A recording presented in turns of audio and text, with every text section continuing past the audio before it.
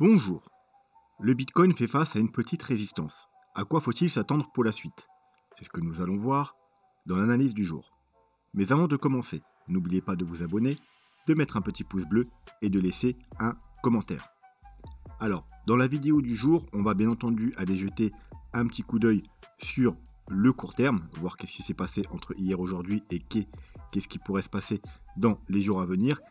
Mais ensuite, bien sûr, on va se concentrer sur le plus long terme, le weekly, hein, comme cette semaine, on n'a pas fait d'analyse weekly vu que j'étais pas là, tout simplement lundi. Donc, on va la faire aujourd'hui et demain. Pourquoi aujourd'hui et demain? Tout simplement parce que j'ai pas envie de faire de vidéo trop longue. Donc, on va faire ça en deux parties. On va voir une partie des indicateurs ce soir et on verra l'autre partie tout simplement demain. Allez, sans perdre de temps, on se dirige direct vers la cryptomap du jour. Et on peut voir pas mal de rouge, hein, bien évidemment. Le Bitcoin, il fait face à une résistance. On va le voir de suite après. Il corrige un petit peu. Forcément, la plupart des altcoins le suivent. On a quand même quelques cryptos qui performent très bien, notamment App avec un joli 21% et EOS qui continue tranquillement son petit chemin. Il était à plus 20% hier, il est à plus 5% aujourd'hui. Allez, le dollar. Le dollar, il corrige également. Donc le Bitcoin corrige, le dollar corrige. Tout va bien. Donc les deux, hier, ils ont up ensemble, là, les deux, ils corrigent ensemble. Comme vous le savez, il y a un monteur, hein, donc, parce que les deux, sur les jours passés, ils sont haussiers. Donc il y en a forcément un qui est en train de mentir. Donc là, il corrige les deux en même temps. Donc soit, tout simplement, le dollar, c'est juste une petite correction pour repartir de plus haut. Ou soit, on a peut-être enfin trouvé un sommet. Mais pour l'instant, il n'y a rien qui indique ça sur le dollar. Il est toujours extrêmement bullish. Et donc, soit le Bitcoin a enfin trouvé un bottom, ou soit tout simplement le petit pump qu'on a eu depuis hier, et je dis bien le petit pump parce que c'est vraiment minuscule si on prend, si on dézoome un peu, et bien c'est juste un rebond et il va repartir plus bas. Donc là, il faudra être juste pertinent dans les jours et semaines à venir. Donc le dollar, s'il continue à la hausse, il pourrait soit aller rechercher tout simplement la grosse résistance qu'il y a ici, ou alors même, pourquoi pas, si on veut être plus précis, et on part, alors, il y a un peu beaucoup, c'est un peu chargé mon graphique, donc il va falloir que, hop, que je trouve le top ici, voilà, il y a comme une petite trendline ici, vous voyez, donc il pourrait aller rechercher, oui, c'est une petite trendline baissière, il pourrait aller chercher ce niveau-là, donc au niveau des 102, et enfin trouver une grosse résistance pour aller plus bas. Après, bien entendu, si on regarde en weekly, hein, hop, on pourrait très bien avoir fait un petit fake out de la zone de rechargement de short et repartir directement à la baisse. Quoi qu'il en soit, si vous voulez que les cryptos, l'ensemble des cryptos reprennent la hausse, il nous faudra un dollar baissier et pour l'instant, ce n'est pas le cas. Depuis plus d'un an, il est sur une belle courbe haussière. Le Bitcoin, donc, qu'est-ce qu'on a? On a eu un petit fake out par rapport au canal. Alors, je vais dézoomer du coup, hop.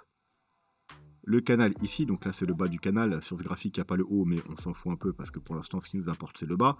Donc un petit fake out, gros rebond, enfin gros rebond, très court terme bien entendu, hein, façon de parler, hein, parce que si on dézoome, vous voyez on ne le voit même pas, c'est minuscule hein, par rapport à la chute qu'on a depuis plusieurs mois. Et on est venu tout simplement rechercher le Fibo 0,382, vous voyez ici, de la dernière chute, ça veut dire du dernier top qui se trouvait vers les 48 000 $ jusqu'au bottom, un test du Fibo 0,382, donc du premier arrêt.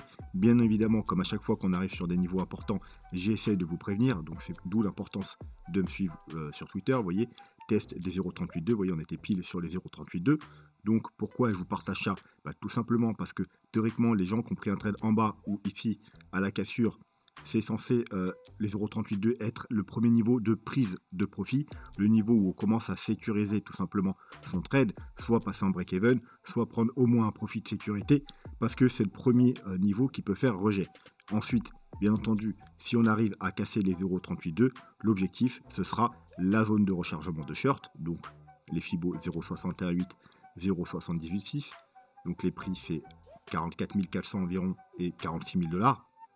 Bien entendu, il y aura la petite zone intermédiaire, le Fibo 0,5 au 43 300 et quelques, mais dans la plupart du temps, la majeure partie des cas, disons que quand on casse le premier arrêt, on va rechercher la zone de rechargement de short, au moins le Fibo 0,618.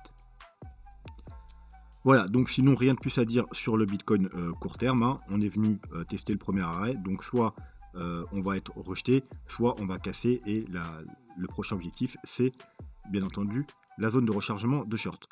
Donc si vous pensez que le dollar,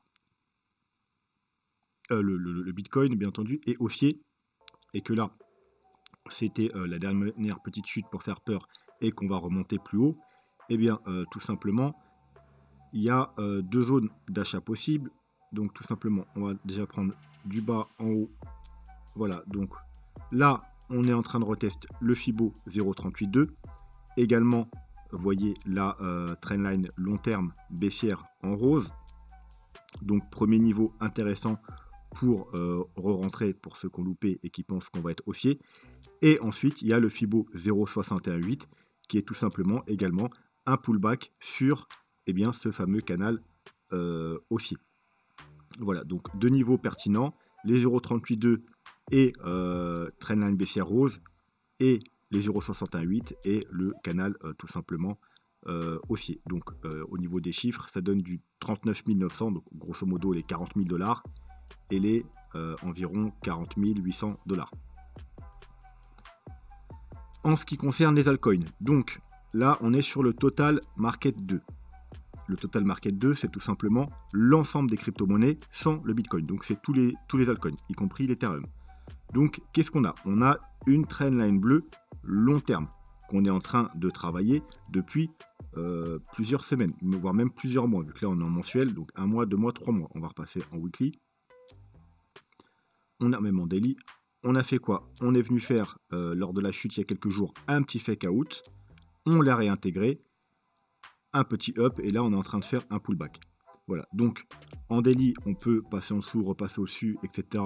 On s'en fout un petit peu, vu que c'est une trendline très long terme. Pourquoi je dis que c'est une trendline très long terme? Parce que regardez, c'est une trendline qui date depuis 2015, hein, vous voyez, donc elle a 7 ans. Depuis 7 ans, on n'a jamais cassé cette trendline. Donc bien évidemment, si on casse la trendline, et quand je dis casser, c'est bien évidemment pas en daily, mais en weekly, voire en mensuel, si on casse cette trendline, il faudra s'attendre quand même à une chute importante. Donc, où c'est que cette chute pourrait nous mener? Eh bien, tout simplement, vous voyez, je vous ai tracé une autre trendline. Elle prend en compte les petits sommets qu'on a eu là. Vous voyez, on est venu la toucher une fois, deux fois, trois fois, quatre fois en mensuel, hein. Et ensuite, c'est là qu'a eu lieu également le bottom au mois de mars 2020, où il y a eu le choc du Covid. Donc, ça nous donne une petite trendline. Et en plus, vous voyez, si on devait, hop, je vais dézoomer, si on devait du coup casser, donc comme je vous dis, la trendline bleue et avoir une chute, on pourrait trouver du support ici qui serait une double zone de support. Pourquoi double zone? Alors, je vais tout simplement vous mettre une en pointillé, vous voyez, hop, on casse, on descend tranquillement, tranquillement, tranquillement, on s'arrête sur la trendline, je mets une ligne et ça nous emmène nous, tout simplement, un pullback sur le top de janvier 2018, le top des altcoins au mois de janvier. Donc ce serait un double gros support, la petite trendline qu'on a là, mais également tout simplement un pullback sur le top du janvier 2018, ce qui équivaut à peu près aux 20 000 $ sur le Bitcoin. Alors ça ne veut pas dire qu'on est obligé d'aller aux 20 000 $ sur le Bitcoin, parce que comme vous savez, en cas de chute, les altcoins, ils chutent beaucoup plus fort que le Bitcoin. Donc là, alors on va se mettre un petit pourcentage, hop. Vous voyez, ça nous fait un 60% de baisse. Voilà, mais pour avoir 60% de baisse sur les altcoins, on n'a pas besoin d'avoir 60% de baisse sur le Bitcoin. Le Bitcoin, il suffit qu'il baisse de 20-30% et on a largement 60% de baisse sur les altcoins.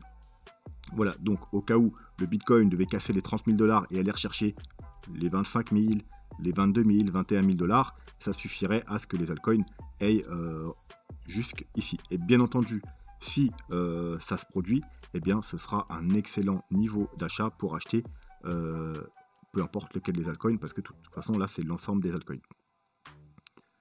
Voilà, et on peut jeter également un petit coup d'œil au sheet perpétuel. Vous savez que c'est un indice, tout simplement un indice qui nous donne grosso modo un point de vue sur les 100 premières altcoins du classement.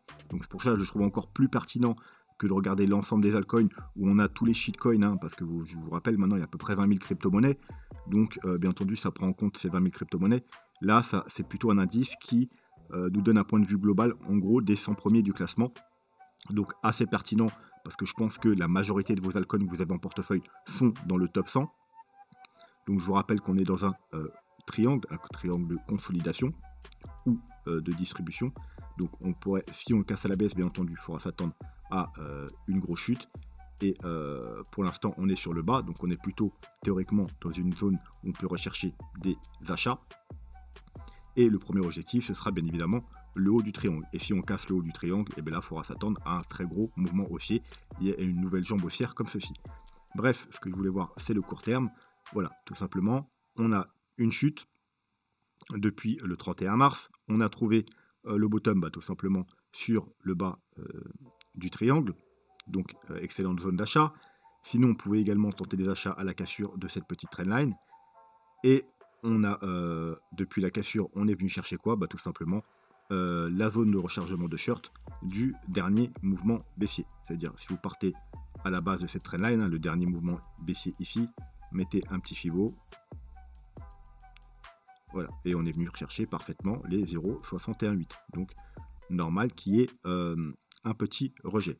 Donc, pareil, encore une fois, si vous pensez que c'est juste un rejet dû à la zone de rechargement de short, une petite correction et qu'on va aller voir plus haut, vous mettez un petit Fibo, hop, là on est en train de casser légèrement les 0,382, donc si vous voyez qu'on remonte, bon ça peut être un bon niveau pour tenter des achats, sinon il faut attendre les 0,5 et 0,618, vous voyez cette zone là, qui correspondra également à un petit pullback sur la trendline. Voilà, par contre si on commence à recasser les 0,618 et la trendline, ce sera plutôt mauvais signe. Voilà, maintenant on va aller voir tout simplement le Bitcoin d'un point de vue weekly, comme je vous ai dit en début de vidéo.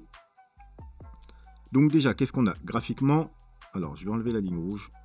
Ici, on va essayer d'avoir un graphique à peu près propre. Donc, on a un grand canal haussier long terme. Vous voyez, donc là, il y a les tops et là, il y a les différents bottoms. Ce que vous pouvez voir également, c'est qu'on n'est pas revenu encore chercher le bas de ce canal. Alors, on n'est pas obligatoirement obligé de venir le chercher, mais en cas de forte chute, en cas de cassure des 30 000 $, ce sera probablement la target à regarder, comme les fois précédentes, bien évidemment. Ensuite, ce qu'on peut voir également, c'est qu'on a donc notre fameux canal. Donc, c'est un canal ascendant après une chute, et malheureusement, un canal ascendant après une chute, ça s'appelle comment? Un bear flag. C'est tout simplement un drapeau baissier, parce que la plupart du temps, dans 60-70% des cas, ce genre de figure casse à la baisse. Vous avez une chute, une correction en canal haussier, et ensuite on casse à la baisse.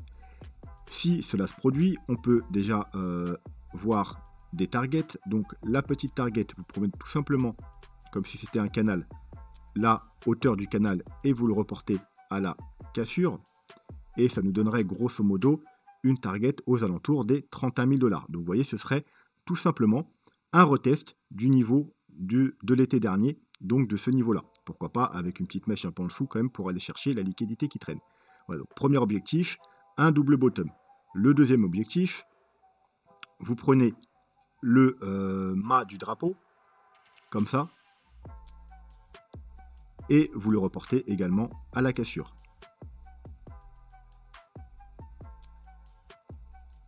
Et là, ça nous donne quoi comme objectif? Et bien tout simplement, vous voyez, à la perfection, justement, notre fameux canal. Donc, vous voyez que les targets sont plutôt pertinentes pour ce bear flag. Première petite target, tout simplement, le double bottom ici aux alentours des 31 000 $. La target plus haute, eh bien c'est tout simplement si on devait aller chercher beaucoup plus bas, et c'est tout simplement, vous voyez, le bas de notre canal, donc aux alentours des 20 800, on va dire, arrondir à 21 000 $. Voilà. Donc ça, c'est pour les objectifs de ce bear flag. Alors, comme je vous ai dit, en général, il y a plus de chances de casser à la baisse, mais ce n'est pas une obligation. On peut aussi très bien le casser à la hausse et ce sera extrêmement bullish.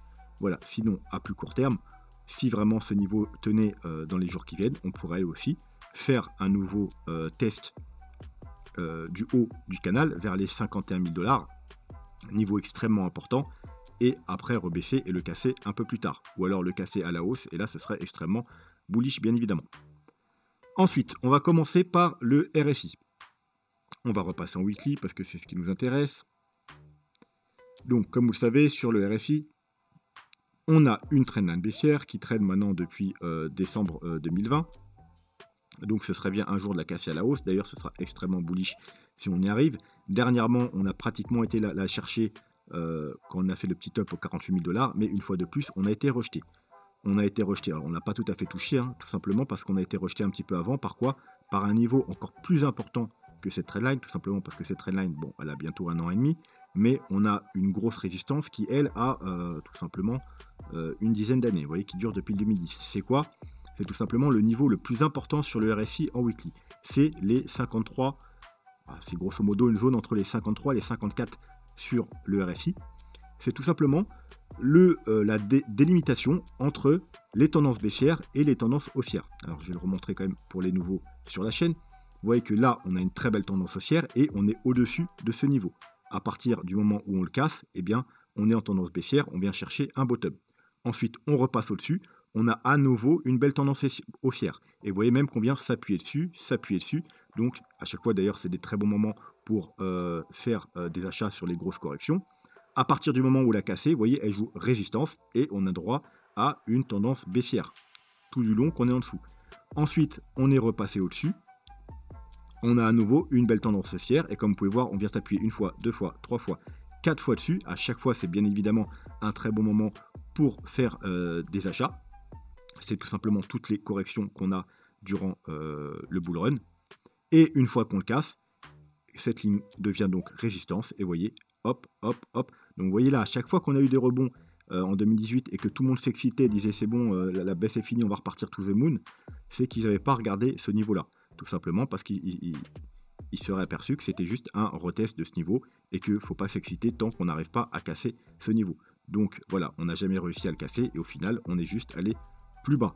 Par contre, une fois qu'on l'a cassé, on a pu avoir une belle tendance haussière.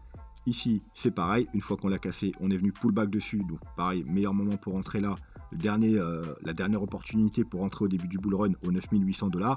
Et ensuite, vous voyez qu'on a eu une belle tendance haussière, on est parti rechercher les 60-70 000 $.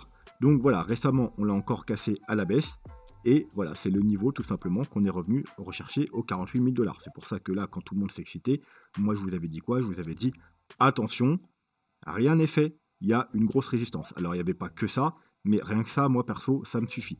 Donc on a été rejeté, on est passé du 48 000 $ jusqu'aux 39 000 $ pour l'instant, donc on a quand même perdu 10 000 $.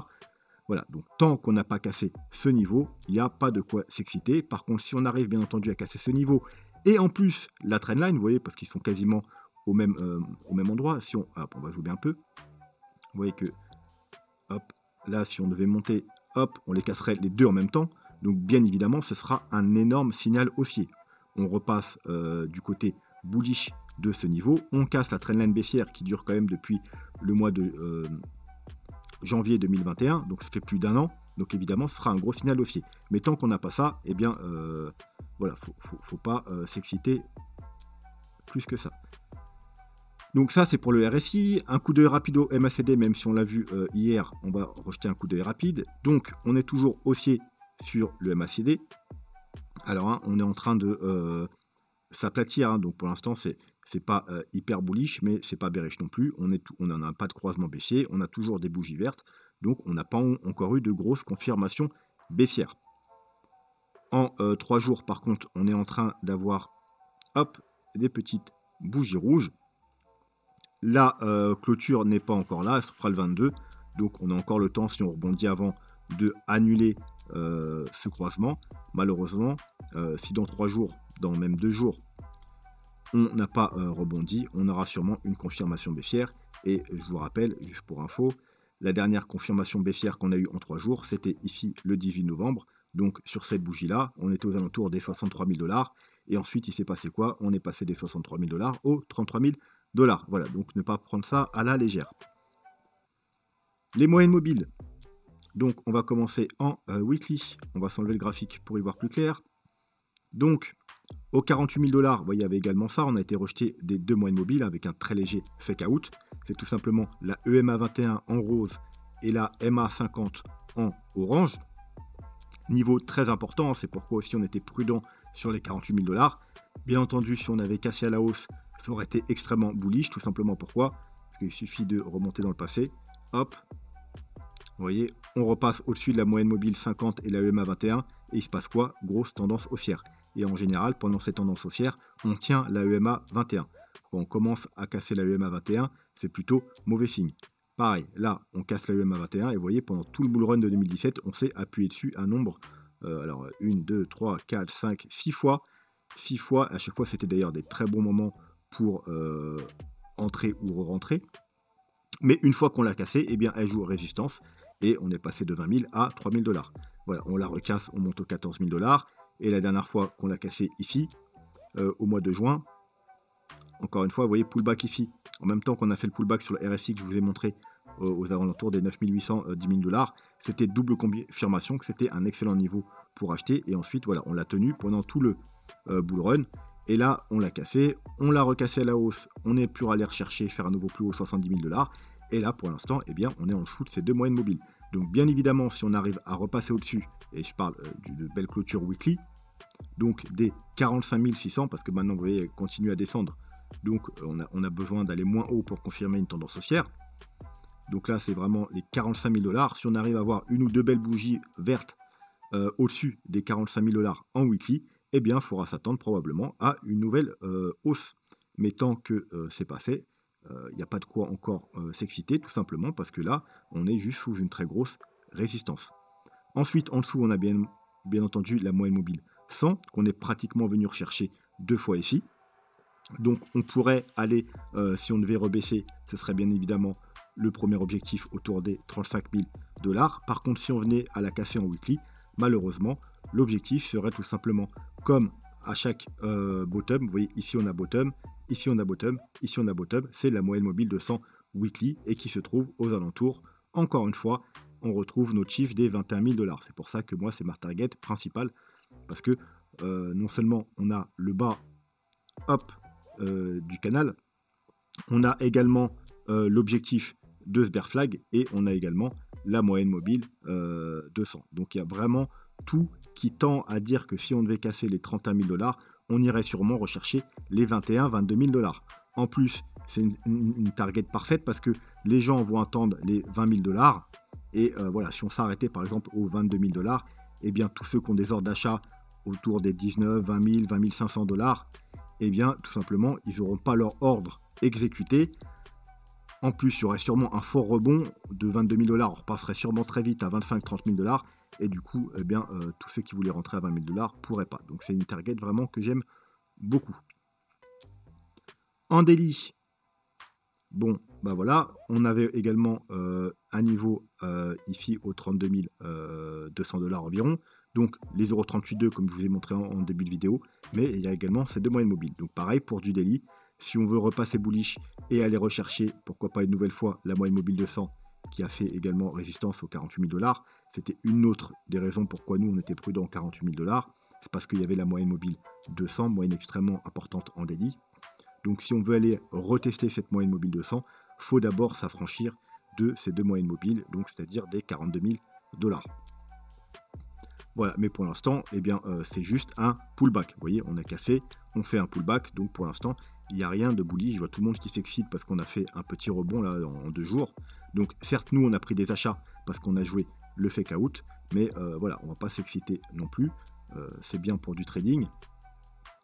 Mais pour ce qui est du moyen long terme, il n'y a vraiment rien à se mettre sous la dent. On est juste sous un paquet de résistance et on n'a encore eu aucune confirmation haussière. On va regarder le ruban rapidement. Voilà, pareil. Vous voyez, pour l'instant, c'est juste un pullback. On a cassé le ruban ici, donc c'était le premier mauvais signe. On a eu une confirmation ici avec, vous voyez, l'alignement des moyennes mobiles qui repasse en mode bearish. Et là, on fait un pullback. Donc, vous voyez, il n'y a rien, il n'y a aucune raison pour l'instant de crier to the moon. Bon, si déjà on repasse au-dessus des 42 000 $ avec des clôtures daily, ce sera plutôt bon signe. Bien entendu, ça reste que du daily. Surtout qu'on est dans une sorte de consolidation depuis plusieurs mois. Et vous voyez que le daily a été cassé, recassé, cassé, recassé. Donc ça ne va pas non plus nous annoncer un to the moon, mais c'est déjà plutôt bon signe si on arrive à repasser, bien entendu, au-dessus du ruban des moyennes mobiles. Bon, après, le plus intéressant, ce sera quand même en weekly. En weekly, on a fait un petit fake out ici, malheureusement. On est reparti en dessous, et là, on est encore une fois en train de faire un pullback. Donc, ce qu'on voudrait maintenant, c'est repasser au-dessus des 44 000 $ et avoir des belles bougies vertes pour espérer avoir une nouvelle jambe haussière comme celle-ci. Parce qu'en général, en weekly, contrairement en daily, il est plutôt assez pertinent. Quand on est au-dessus, on est plutôt assez haussier, et quand on est en dessous, eh bien, on est très baissier, voilà, etc., etc. Bien entendu, comme tous les indicateurs, on peut avoir des petits fake out, comme ici, on a eu un petit fake out. Donc voilà, est-ce que c'était juste un fake out et maintenant on va repartir plus bas, ou est-ce qu'on va finalement, c'est peut-être celui-là le fake out, hein, on a fait une première tentative, hop, un petit fake out baissier et on repart à la hausse. Eh bien, on aura la réponse dans quelques jours. En tout cas, tant qu'on n'a pas passé les 44 000 $ en weekly, faut pas crier to the moon. Et pour finir, aujourd'hui du moins, la suite ce sera demain, on va aller voir Ichimoku. Donc Ichimoku Weekly, on est en train de rebondir tout simplement sur le bas du nuage Ichimoku. Là, pour l'instant, on se fait rejeter, vous voyez, de la Tenkan, c'est la ligne bleue. Alors, on la voit pas très bien dans le nuage, mais je pense qu'elle est assez visible quand même. Donc, vous voyez, hop, une petite mèche au-dessus, on s'en fait rejeter. Si on arrive à clôturer au-dessus, tout simplement, le premier objectif, ce sera le haut du nuage et la Kijun, encore une fois, le niveau des 51 000 $, niveau extrêmement important. Si par contre, on commence à avoir des clôtures en dessous du nuage, malheureusement, niveau d'Ichimoku, il n'y a plus rien, il n'y a plus de support en dessous, donc il faudra quand même s'attendre à une chute assez importante. En 3 jours, on est tout simplement en train de faire un pullback sur la Kijun, donc vous voyez que peu importe ce qu'on regarde, là pour l'instant on est juste dans un pullback, hein. Vous voyez, on a eu une grosse chute, et là on a un pullback, que ce soit au niveau des moyennes mobiles ou d'Ichimoku, ou des 0,382, on est juste dans un pullback, donc rien n'est fait. Donc gros niveau de résistance aux alentours des 41 500, 42 000 $.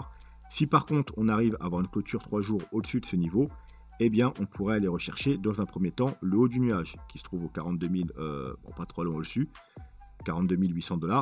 Si on arrive à casser le bas du nuage, eh bien comme vous le savez, l'objectif c'est tout simplement le haut du nuage et qui se trouve encore une fois, vous voyez, aux 59 200 $, donc grosso modo aux 51 000 $. Donc vous voyez, c'est vraiment... si on arrive à confirmer la petite hausse, l'objectif principal sera bien évidemment les 51 000 $, qui, je vous le rappelle, sont également hop, le niveau, vous voyez, la ligne orange là, c'est tout simplement le niveau 0,5 de Fibonacci de toute la baisse depuis les 70 000 $. Donc là, dernièrement, 38 000, on a été testé les 0,382, et bien évidemment, le niveau suivant, c'est les 0,5, donc aux 51 000 $. Et on a également, en plus de ça, donc comme on l'a vu, la Kijun Ichimoku Weekly, le haut du nuage, donc 3 jours, mais on a également, regardez, le haut du canal. Alors je vais débroussailler, hop, voilà, on a également le haut du canal, notre canal, notre fameux canal.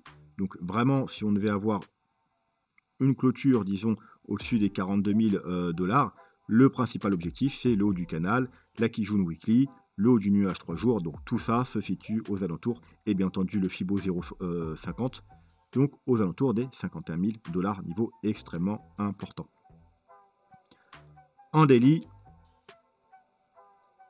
on a fait un test sur le bas du nuage, on est reparti chercher le haut du nuage, pour l'instant on est rejeté.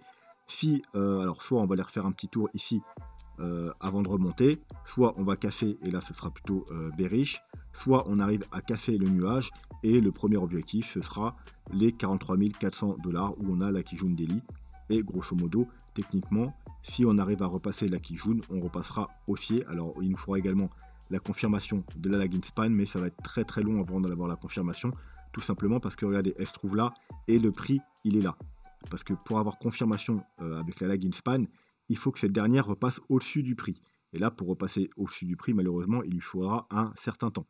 Je pense que lorsqu'on atteindra le prix, eh bien, on sera déjà, si ça arrive, on sera déjà monté sur le haut du canal. On aura résistance ici et résistance en plus avec la lagging span. Bref, donc on ne peut pas s'en servir pour le moment.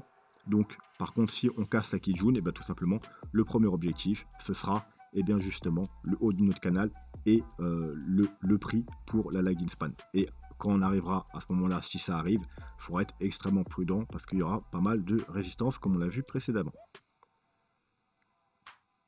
Et voilà, et je pense qu'on va s'arrêter là pour aujourd'hui. Voilà, ça fait déjà assez d'indicateurs en une seule fois. Ensuite, j'ai peur que vous perdiez. Demain, on ira voir les petits indicateurs que je vous montre régulièrement, le ADX NDI, le NVT. On ira voir également le coût de production du Bitcoin. On ira voir le Gaussian Channel. On ira également jeter un œil à la courbe logarithmique et à cet indicateur que je ne sais jamais comment il s'appelle. Je ne me rappelle jamais du nom. C'est un truc avec les Fibonacci. Mais je ne sais plus le nom, mais c'est pas très grave. Bref, on ira voir tout ça demain. Donc, ne loupez pas la vidéo de demain. Également, si vous voulez que j'analyse les altcoins, mettez-les moi en commentaire. Je les analyserai probablement pas demain parce qu'on aura encore pas mal de boulot sur le Bitcoin. Mais du coup, sûrement vendredi ou ce week-end. Sur ce, n'oubliez pas non plus de vous abonner, de mettre un petit pouce bleu et laisser un commentaire. Voilà, moi je vous souhaite une très bonne soirée et je vous dis à demain. Tchuss.